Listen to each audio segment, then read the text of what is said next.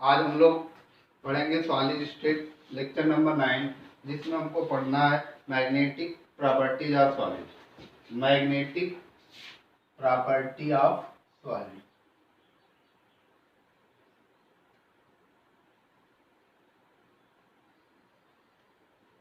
Of solid. ठोसों के चुंबकीय गुण। ठोसों के चुंबकीय गुण। ठीक। ठोस पदार्थ चुंबक की भांति व्यवहार करते हैं ना। कैसे? सभी ठोस चुंबक की भांति व्यवहार नहीं करते, कुछ करते हैं, कुछ नहीं करते, कुछ बहुत ज्यादा करते हैं ना। तो उसी के बारे में हमको पढ़ना है। तो ये जो चुंबकीय गुण होता है ठोस में, वो किसके कारण होता है? ठीक, वो किसके कारण होता है? इलेक्ट्रॉन के कारण होते हैं। किसके कारण होते हैं? इलेक्ट्रॉन्स के कारण होते हैं। ठीक, चुंबकीय गुण किसके कारण होते हैं? इलेक्ट्रॉनों के कारण होते हैं ना। तो जो ठोस पदार्थ होते हैं उसमें जो इलेक्ट्रॉन्स उपस्थित होते हैं, वो इलेक्ट्रॉन क्या करते हैं? गति करते हैं। इलेक्ट्रॉन क्या करते हैं? गति करते हैं। और दो प्रकार की गति करते हैं। एक तो क्या करते हैं, वो नाभिक के चारों ओर घूमते हैं। ठीक, नाभिक के चारों ओर।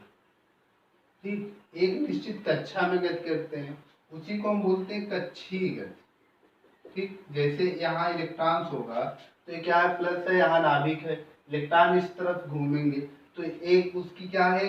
कक्ष में गति है, एक निश्चित कक्षा में गति करता है, जिसको हम बोलते हैं कक्षीय गति। क्या बोलते हैं? कक्षीय गति। और जब कक्षीय गति करते हैं तो क्या होता है? बलागुण कार्य करता है ना, उसको हम बोलते हैं कक्षीय आघूर्ण। इसको क्या बोला जाता है? कक्षीय चुंबकीय आघूर्ण। कक्षीय चुंबकीय आघूर्ण। दूसरी गति जो होती है वो कैसे होती है इनकी? इलेक्ट्रॉन स्वयं अपने अक्ष पर गति करते हैं। कहाँ पे इलेक्ट्रॉन गति करते हैं? अपने अक्ष पर। जैसे यहाँ इलेक्ट्रॉन होगा, ठीक, तो इस अक्ष के चारों ओर घूमेगा ना, तो उसको हम बोलते हैं अक्षीय गति या चक्रण गति। चक्रण गति ना, या और क्या बोलेंगे? अक्षीय गति। अपने अक्ष के चारों ओर घूमते हैं, अक्षीय गति ना। और यहाँ पे जो आघूर्ण उत्पन्न होता है उसको बोलते हैं हम अक्षीय चुंबकीय आघूर्ण। अक्षीय चुंबकीय आघूर्ण। ठीक, तो इसी चुंबकीय आघूर्ण के कारण या बोलते हैं इलेक्ट्रॉनों के घूर्णन के कारण ही क्या होते हैं? ठोसों में मैग्नेटिक प्रॉपर्टी उत्पन्न होती है। ठोसों में क्या होती है? मैग्नेटिक प्रॉपर्टी उत्पन्न होती है। तो जो हम चुंबकीय आघूर्ण होता है, ठीक, इसको हम बोहर मैग्नेटान से प्रदर्शित करते हैं। किससे लिखते हैं? बोहर मैग्नेटान। ठीक, तो बोहर मैग्नेटान को हम म्यू से लिखते हैं। किससे लिखते हैं? म्यू से। म्यू बराबर क्या होता है? Under root n+1। म्यू बराबर क्या होता है? अंडर रूट n+1, जहां पे n क्या है आपका? अयुग्मित इलेक्ट्रॉनों की संख्या। अयुग्मित इलेक्ट्रॉनों की संख्या, जहां पे n क्या है आपका? अयुग्मित इलेक्ट्रॉनों की संख्या। तो आप याद रखिएगा, जो ठोस पदार्थों में चुंबकीय गुण होते हैं क्या होते हैं? उसमें उपस्थित इलेक्ट्रॉनों के कारण होते हैं, इलेक्ट्रॉनों के चक्रण गति के कारण होते हैं। तो उसमें जो गति होती है दो होती, कक्षीय गति और क्या होती? अक्षीय गति ना। तो कक्षीय गति के कारण कक्षीय चुंबकीय आघूर्ण उत्पन्न होता है, जबकि अक्षीय गति के कारण अक्षीय चुंबकीय आघूर्ण। तो चुंबकीय आघूर्ण निकालने के लिए आपके पास फार्मूला म्यू बराबर अंडर रूट n+1, जहाँ n क्या है? अयुग्मित इलेक्ट्रॉनों की, यहाँ पे n क्या है? अयुग्मित इलेक्ट्रॉनों की संख्या है।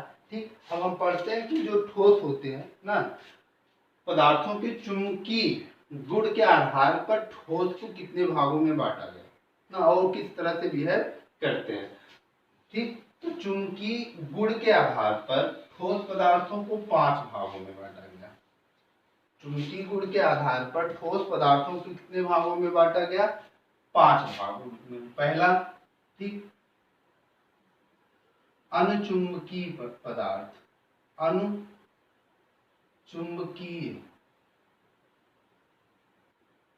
अनुचुंबकीय पदार्थ,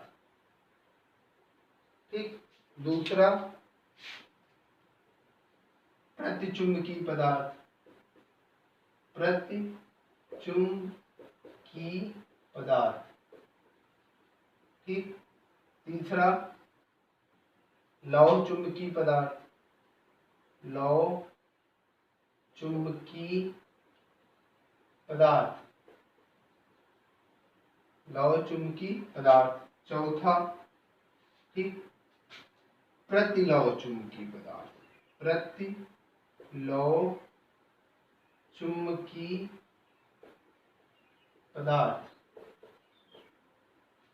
और जो पांचवा होता है, ठीक, तो बोलता हूँ फेरी चुंबकीय पदार्थ, फेरी चुंबकीय पदार्थ। इसको हम बोलते हैं पैरामैग्नेटिक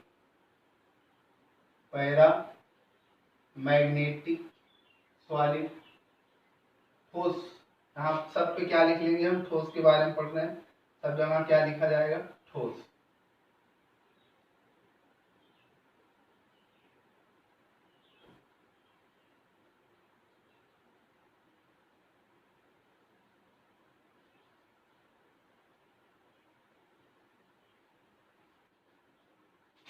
इसको बोलते हैं डायामैग्नेटिक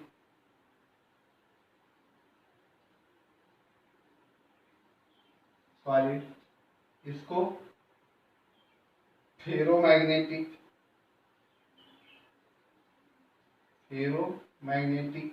और इसको एंटीफेरोमैग्नेटिक और इसको क्या बोलते हैं? फेरी मैग्नेटिक सॉलिड, फेरी मैग्नेटिक सॉलिड, ठीक। तो चुंबकीय गुण के आधार पर जो ठोस पदार्थ होते हैं कितने होते हैं? 5 प्रकार के होते हैं, ठीक। अनुचुंबकीय, प्रतिचुंबकीय, लव चुंबकीय, प्रतिलव चुंबकीय और क्या होता है? फेरी चुंबकीय। अब हम क्या करते हैं? एक एक करके पढ़ते हैं। पहला आपका क्या है? अनुचुंबकीय पदार्थ, अनुचुंबकीय पदार्थ। तो अनुचुंबकीय पदार्थ वैसे ठोस होते हैं जो चुंबकीय क्षेत्र में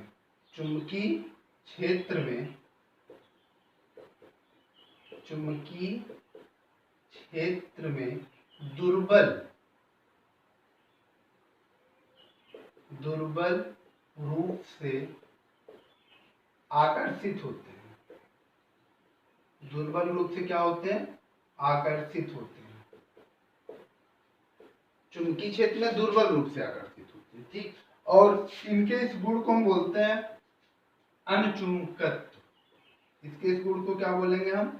अनुचुंबकत्व, ठीक। तो जो अनुचुंबकत्व का गुण जो होता है किसके कारण होता है? अयुग्मित इलेक्ट्रॉनों के कारण होता है,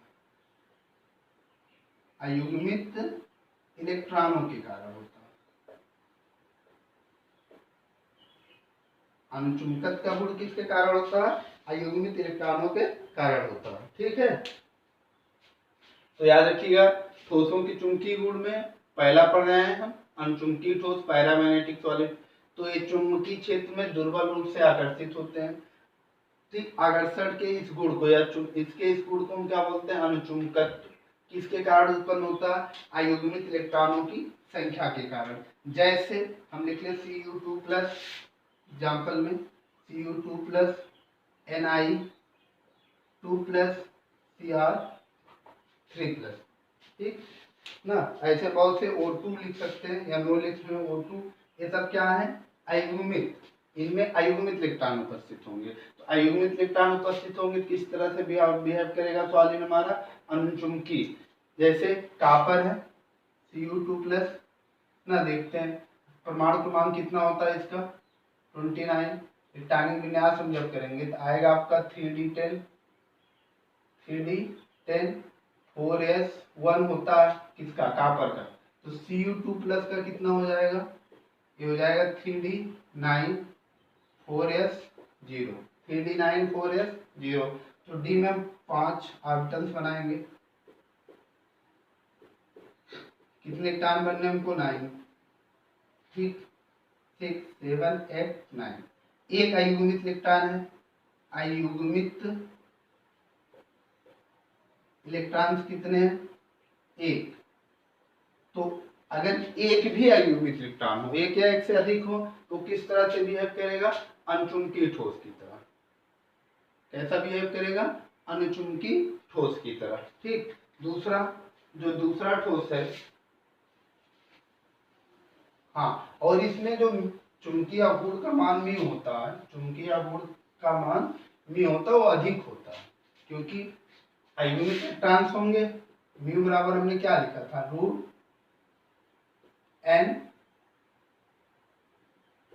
n+1। तो अणुचुंबकीय ठोसों के जो चुंबकीय आघूर्ण का मान होता है वो क्या होता है? अधिक होता है, क्योंकि कुछ न कुछ तो अयुग्मित इलेक्ट्रॉन रहेंगे ही। अगर अयुग्मित इलेक्ट्रॉन नहीं उपस्थित रहेंगे तो अणुचुंबकीय नहीं होगा। अणुचुंबकीय नहीं होगा तो फिर कैसा? जो दूसरा है हमारा, वो कैसा होता है? प्रतिचुंबकीय ठोस।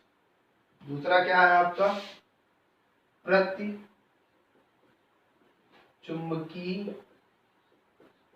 ठोस। ठीक, इसको हम क्या बोलते हैं? डायामैग्नेटिक। डायामैग्नेटिक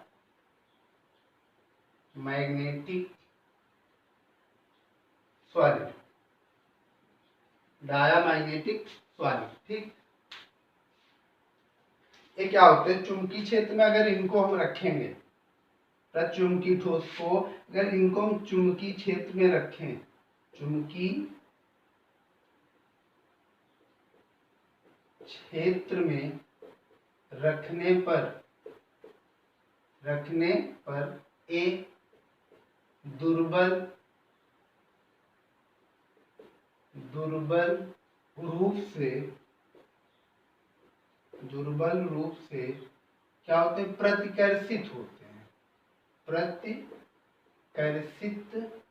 होते हैं। समझ में आ रही बात? ये क्या होते हैं? दुर्बल रूप से प्रतिकर्षित होते हैं, जबकि हमारा जो अणुचुंबकीय था वो कैसा था? दुर्बल रूप से आकर्षित होता था ना।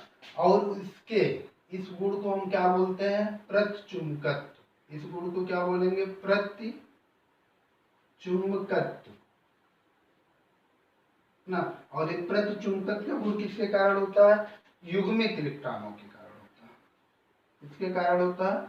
युग्मित इलेक्ट्रॉन्स के कारण। युग्मित इलेक्ट्रॉन के कारण। समझ में आ रही बात? तो युग्मित इलेक्ट्रॉन होंगे तो जो हमारा म्यू बराबर होता है, ठीक, वो क्या हो जाएगा आपका? n+1।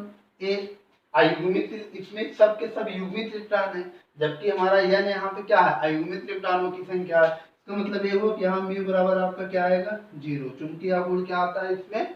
0। इलेक्ट्रॉन्स कैसे उपस्थित होते हैं? युग्मित इलेक्ट्रॉन। जैसे एग्जाम्पल में हम लिख लें H-Li+, ठीक, Li+Be2+। देखते हैं कैसे। अगर H प्लस है, H माइनस वाले, H माइनस में तो कितने इलेक्ट्रॉन होंगे? 2 हो जाएंगे। एक होता है, एक और आया है, तो इसको हम क्या लिखेंगे? 1s2। 1s2 ऑर्बिटल कितने बनेंगे? तो 2 इलेक्ट्रॉन भरे, सबके सब क्या है? युग्मित इलेक्ट्रॉन है। सेम इसी प्रकार Li+ लिखा है। Li का कितना लिथियम का कितना परमाणु क्रमांक होता है? 3 होता है। 3 होता है, जिसमें हम क्या करेंगे? इसका इलेक्ट्रॉनिक विन्यास 1+ है तो 2 वही हो जाएगा 1s2। तो 1s2 में कितने इलेक्ट्रॉन? 2। तो ये सब के सब क्या है? पेयर्ड इलेक्ट्रॉन है। पेयर्ड इलेक्ट्रॉन होंगे तो कैसा ठोस होगा हमारा? प्रतिचुंबकीय होगा। ऐसे ही आप लिख सकते हैं O2 माइनस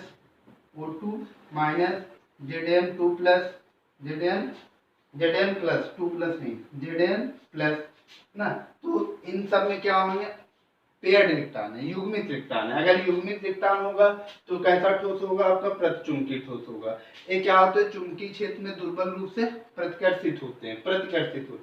और इसके इस गुण को हम क्या बोलते हैं? प्रतिचुंबकत्व। प्रतिचुंबकत्व गुण किसके कारण होता है? युग्मित इलेक्ट्रॉनों के कारण होता है। किसके कारण होता है? युग्मित इलेक्ट्रॉनों के कारण। और इसमें चुंबकीय आघूर्ण का मान कितना होता है? 0 होता है ना। जबकि अन्य चुंबकीय में क्या होता है? चुंबकीय आघूर्ण का मान क्या होता है? अधिक होता है। ठीक। थर्ड जो हमारा है वह है लौह चुंबकीय पदार्थ।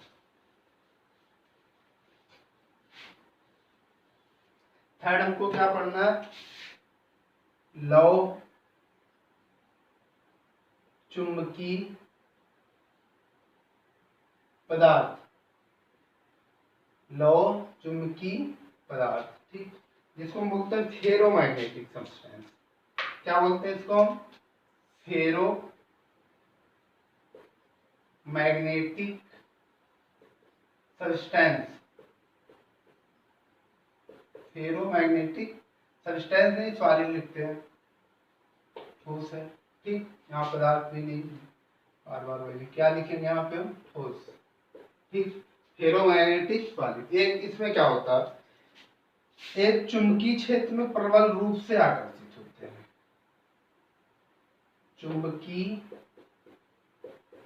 क्षेत्र में प्रबल रूप से आकर्षित होते हैं। आकर्षित होते हैं। ठीक। प्रबल रूप से। जबकि हमारा जो पहला अनचुंबकीय पदार्थ था वो क्या होता था? दुर्बल रूप से आकर्षित होता था। और जबकि लौह चुंबकीय पदार्थ क्या होता है? प्रबल रूप से आकर्षित होते हैं। कैसे आकर्षित होते हैं? प्रबल रूप से। इनमें भी अयुग्मित इलेक्ट्रॉन होते हैं। अयुग्मित इलेक्ट्रॉन।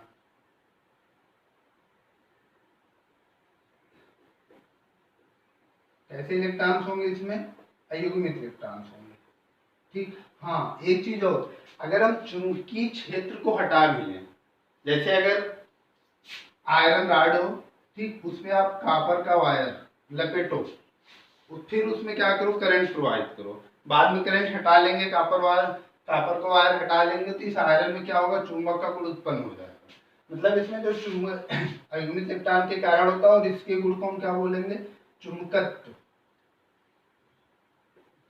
इसके गुण को क्या बोलते हैं? लौह चुंबकत्व।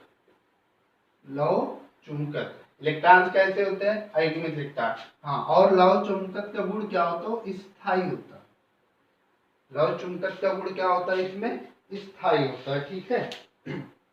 जैसे nickel, copper, iron. Nickel, copper, iron, ये सब कैसे हैं आपके? लौह चुंबकीय पदार्थ ना। हाँ, तो एक चीज इसमें और देखना, जो लौह चुंबकीय पदार्थ होते हैं इसमें धात्विक आयन छोटे छोटे खंडों में, लौह चुंबकीय पदार्थों में धात्विक आयन छोटे छोटे खंडों में क्या होते हैं? एकत्रित हो जाते हैं। छोटे छोटे खंडों में क्या होते हैं? एक साथ समूहित हो जाते हैं, जिन्हें हम डोमेन कहते हैं। जिन्हें क्या कहते हैं हम? डोमेन। बहुत इंपॉर्टेंट चीज है कि जो लौह चुंबकीय पदार्थ होते हैं इनमें धात्विक आयन छोटे छोटे खंडों में समूहित हो जाते हैं, जिन्हें हम क्या बोलते हैं? डोमेन बोलते हैं। ठीक है। जब हम चुंबकीय क्षेत्र में नहीं रखे होते तो जो डोमेन्स होते हैं ये किसी भी तरह से अरेंजमेंट होती है इनकी, लेकिन जब इनको हम चुंबकीय क्षेत्र में रखते हैं तो फिर से इनका अरेंजमेंट होता है और चुंबकीय क्षेत्र की तरफ होता है। तो इनके अरेंजमेंट के आधार पे हम लौह चुंबकीय पदार्थ को दो और भागों में कर देते हैं, बांटा जाता है, प्रतिलौह चुंबकीय पदार्थ और फेरी चुंबकीय पदार्थ। देखते हैं लौह डोमेन देख लेते हैं। डोमेन मतलब ये हुआ कि जब कोई मेटल्स होते हैं उनकी प्रॉपर्टी क्या होती है? इलेक्ट्रॉन डोनेट करने की। तो इलेक्ट्रॉन अगर वो डोनेट करेगा तो क्या बनाएगा? M plus. मान लो कोई मेटल है, इलेक्ट्रॉन डोनेट करे M प्लस, तो क्या होंगे? इलेक्ट्रॉन्स निकलेंगे। ट्रांस में क्या होते हैं? माइनस चार्ज होते हैं। तो इस प्लस और माइनस में क्या होता है? आकर्षण बल लगता है। इस प्लस और माइनस में क्या लगता है? आकर्षण बल। तो इन्हीं के प्लस और माइनस के ही अरेंजमेंट के आधार पे हम क्या करते हैं? दूसरा दो और पढ़ते हैं, प्रतिलौह चुंबकीय पदार्थ और फेरी चुंबकीय पदार्थ ना। अब उसको हम डोमेन को इस तरह से प्रदर्शित करेंगे ना।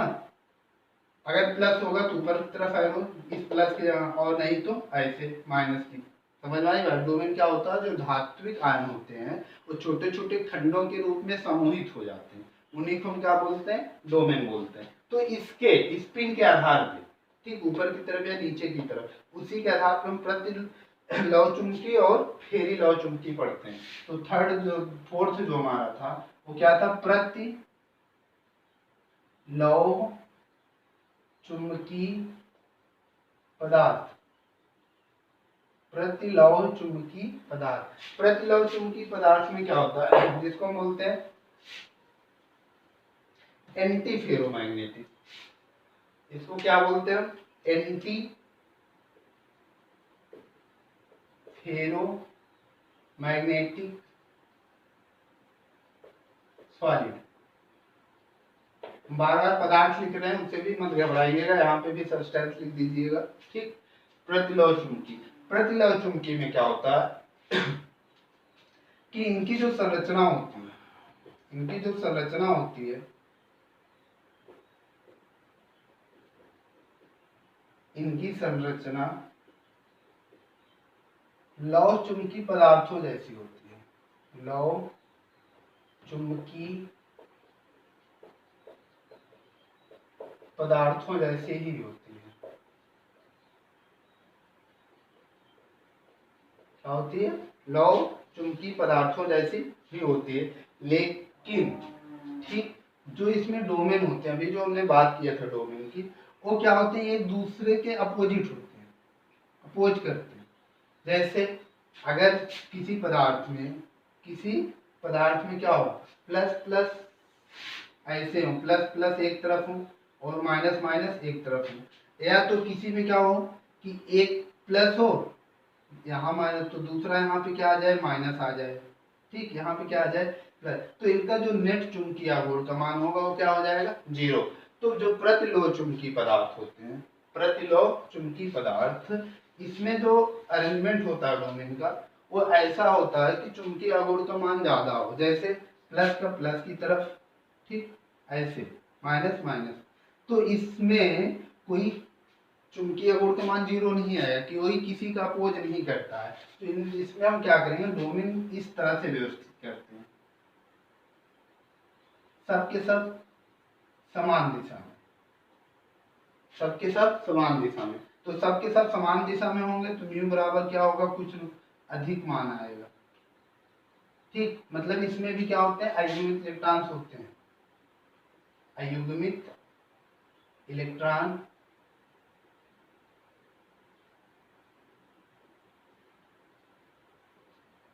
अयुग्मित इलेक्ट्रॉन होते हैं।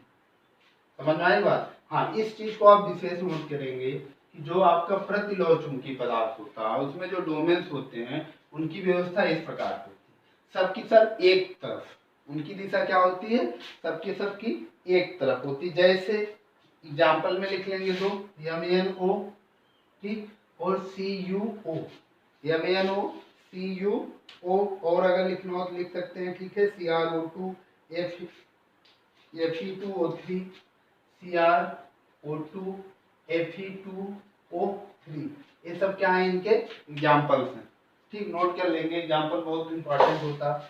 नेक्स्ट जो आठवीं हमारा है, ठीक, फेरी चुंबकी, फेरी चुंबकी पदार्थ,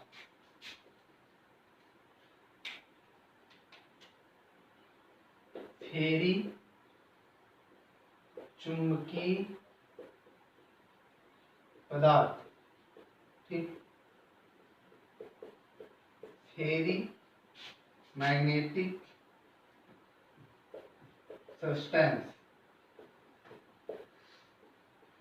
शायद सॉलिड भी बोल सकते हैं। इसमें क्या होता है, इनकी भी संरचना लौह चुंबकीय पदार्थों जैसी ही होती है, लौह चुंबकीय, ठीक, पदार्थों जैसे ही होती है। इनकी संरचना कैसी होती है, लौह चुंबकीय पदार्थों जैसी होती है। हाँ, लेकिन इसमें जो डोमेन्स होते हैं एक दूसरे के विपरीत होते हैं, एक दूसरे के विपरीत लेकिन असमान, एक दूसरे के विपरीत, एक दूसरे के विपरीत परंतु असमान होते हैं, असमान होते हैं, याद रखिएगा। एक दूसरे के विपरीत परंतु क्या होते हैं, असमान होते हैं। जैसे अगर एक इस तरफ है तो दूसरा इस तरफ हो सकता है, फिर क्या होंगे, ऐसे इस तरफ 3 के 3 ऊपर हो गए, 2 नीचे हो गए, क्या अपोजिट तो हैं, एक दूसरे के विपरीत हैं, लेकिन क्या इनकी संख्या कैसी है, असमान, इनकी संख्या कैसी है, असमान होती है। ठीक है, तो इसका एक ही एग्जाम्पल होता है Fe3O4, और भी है, ऐसी बात नहीं है, Fe3O4, इसको आप जरूर नोट करेंगे। एक इस प्रकार का पदार्थ है फेरी चुंबकी पदार्थ। तो फेरी चुंबकी पदार्थ में जो नेट चुंबकीय आघूर्ण होता है वो बहुत कम होता है। नेट चुंबकीय आघूर्ण का मान म्यू बराबर क्या, n+1। ठीक, इसका मान क्या होता है, बहुत कम होता है, बहुत कम होता है। ठीक, इसका मान क्या होता है, बहुत कम होता है। जबकि जो हमारा प्रतिलौह चुंबकीय पदार्थ, प्रतिलौह चुंबकीय में सबकी सबकी स्पिन की दिशा एक तरफ थी ना, तो क्या होता, उसमें म्यू का मान जो होता अधिक होता, बहुत अधिक होता है। म्यू का मान क्या होता है, बहुत अधिक होता है। तो आप इसको ध्यान से नोट कर लेंगे, कापी किताब लेके बैठा करिए, कापी और कलम, नोट करते रहेंगे, ज़्यादा बढ़िया रहेगा। केवल वीडियो देख के छोड़ देंगे तो फिर आपको बाद में भूल जाएगा, तैयार नहीं होगा। ठीक।